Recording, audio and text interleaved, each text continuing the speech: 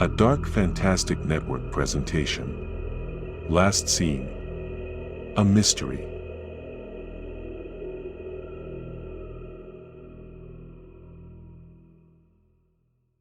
"You're not making any sense, Johnny," William said. Johnny sat up, letting his stocking feet slowly touch the floor. Everything hurt. His feet, his legs, his back. His bones felt dry. His head felt hot and swollen. "That man you saw, how do you know he's the one who took Michelle?" William said. Johnny looked up and saw that William didn't believe him. Thought this was just another delusion coming from a pickled brain. He was right to think that, of course. Johnny had come up with his share of whoppers. When he got drunk, really drunk, he could rave and rant like the best of them. Yes, William had every right not to believe someone like Johnny. Johnny had earned it. A piercing pain tore through the back of his head. Johnny closed his eyes, waited for it to pass. Tears fell from his closed eyes. "Are you all right?" William said. Johnny opened his eyes. "I'm fine. Are you sure?" Johnny nodded. The phone rang. William got up, went to the phone. "Hello? Yeah, he's here. I'm still trying to get to the bottom of this." "Yeah, I know. I'll call you back in a few minutes," William said, then hung up. He came back, stood before Johnny. "If there's anything you can tell me, now is the time. I can't wait any longer." Johnny looked away. He didn't know what to do. "I think she's at the J1 Mall," Johnny said, his head down. "What's she doing there?" I'm not sure. I think she just needs to be alone." William let out a loud breath, then said, "Okay, put your shoes on. We need to go now." Johnny didn't move. William gave him a look that Johnny would never forget, a look he'd never given him before. For the first time in their decades-long friendship, Johnny saw contempt in his friend's face. Then William was gone. William stepped out of the elevator. The top floor. Ahead, dark glass doors leading out into the rooftop restaurant. William looked around him. Nowhere else to go. He knew that when things got too much for Lara, she would always seek higher ground. When she was a kid, she would climb out of her window and sit on the roof of her grandma's house, driving her parents crazy. When they were dating, she always wanted to go to outdoor places, preferably something on a higher floor. Never the ground floor. If she was here, in the mall, this is where she would be, the top floor. He pushed the doors open. The restaurant was closed. It was an attractive place, furnished with understated elegance. To his right, a big, gray stone bar. To his left, an arrangement of glass-topped tables with comfortable-looking high-back chairs. The place was empty at the moment, and most of the lanterns hanging from the wooden rafters were unlit.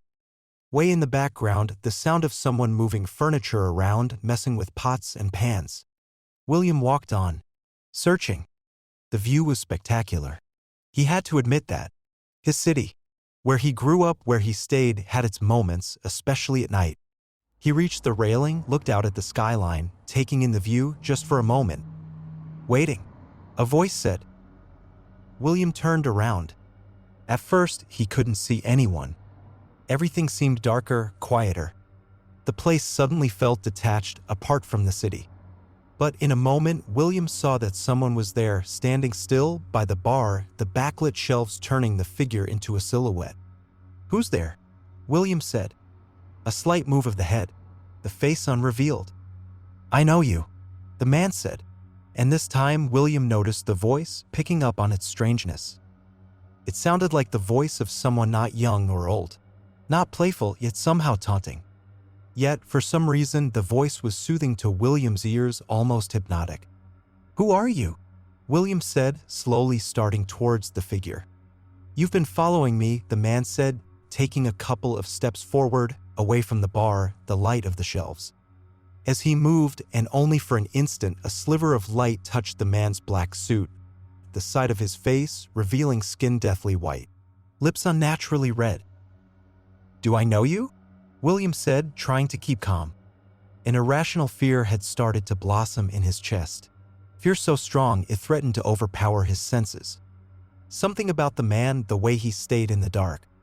Something about him, the way he walked, steady, precise. The movements of an animal, a predator. The man said, "Know me? Maybe, maybe not. But you've been looking for me. And now here I am." William stopped moving. The man put his hand in his jacket pocket, letting it linger inside for a moment. Then he took it out. In his hand was a small, lit candle. He raised it to his face, revealing his smile. William flinched, took a step back. Whatever that stranger was, he wasn't a man. He was something else, something similar to a man, but not quite. "From the look on your face, I see you don't know me after all." William swallowed, took another step back.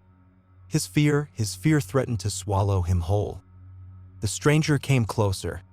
William instinctively reached into his pocket, but there was nothing there. "A beautiful piece. That pistol you left at home," the stranger said, coming closer. William's back hit the railing. That man, that creature, knew about the revolver, had been inside his home. The very thought threatened to unravel William's mind.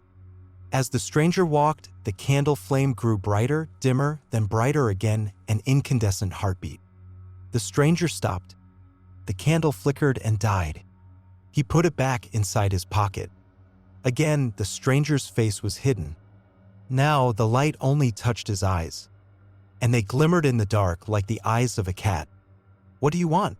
William said. "Want?" the stranger said, tilting his head, seemingly pondering the question. "If I tell you, will you help me?" he said, and though his face bore no expression, his voice carried a smile. William shook his head. "I don't think you need my help," William managed to say. The stranger nodded. "You may be right." He came closer, his face inches away from William's now. This close, William still couldn't see the features of the man's face, no matter how hard he tried. Then again, William thought, maybe it's better if I don't. But he felt the coldness coming off the man in ebbing waves, and he smelled a faint smell coming from the man's black suit. A hint of cinnamon, a touch of dust.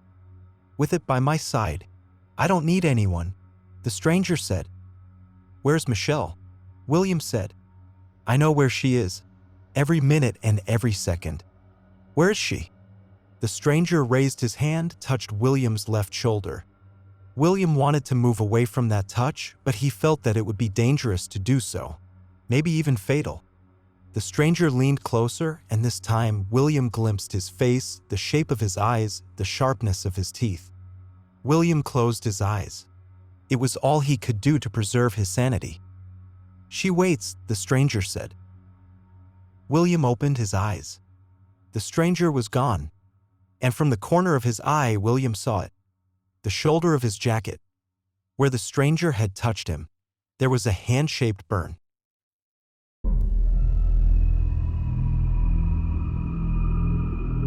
This has been Last Scene, a Mystery.